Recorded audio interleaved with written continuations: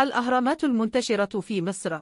بالإضافة إلى الأهرامات الشهيرة في الجيزة، هناك أهرامات أخرى موزعة في أنحاء متفرقة من مصر، مثل سقارة وأبو صير ودهشور وميدوم، وكل منطقة تحتوي على تصميمات وسمات فريدة. الأبعاد الضخمة. تعد الأهرامات من أكبر المنشآت القديمة في العالم، وبنيت بأبعاد هائلة تشكل تحدياً هندسياً حتى بالمعايير الحديثة. الأساطير والأبعاد الروحية. كانت الأهرامات لا تمثل مجرد منشآت معمارية، بل كانت لها أبعاد رمزية وروحية كبيرة في الديانة المصرية القديمة، ما يزيد من ألغازها وأهميتها الثقافية.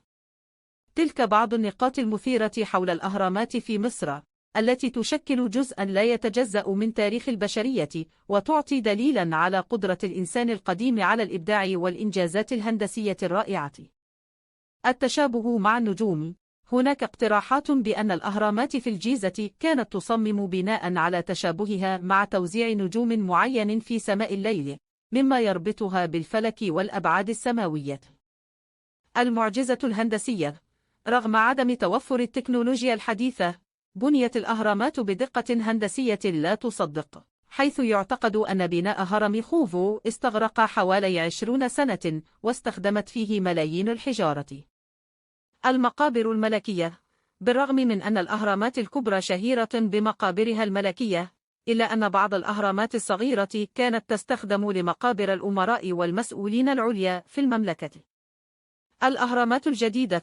يعتقد أن بناء الأهرامات لم يكن مقتصراً على العصور القديمة فقط، بل بنيت أهرامات أخرى في فترات لاحقة، مثل الأهرامات التي بنيت في ميدوم خلال عصر الإمبراطورية الرومانية. النظريات الجديدة.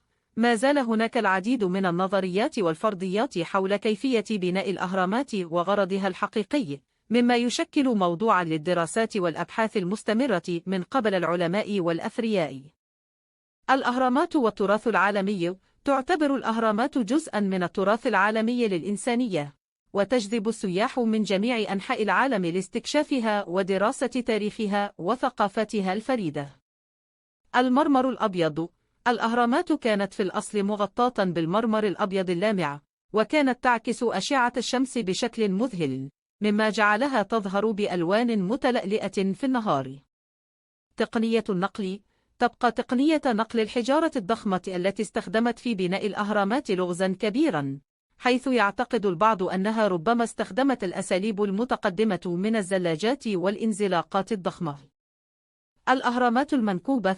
توجد أهرامات في منطقة أبو صير تعرف بالأهرامات المنكوبة، التي تعكس بنية مبتذلة واستخدام حجارة أقل جودة بالمقارنة مع الأهرامات الكبرى في الجيزة. الأهرامات والسفر عبر الزمن.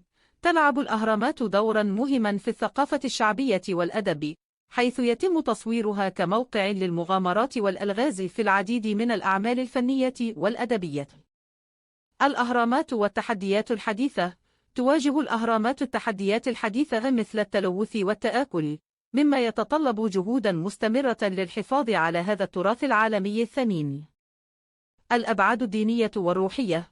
كانت الأهرامات تستخدم لأغراض دينية وروحية بالإضافة إلى دورها الجنائزي، حيث كانت تعتبر مكانا لاتصال الفراعنة بالآلهة والأجداد.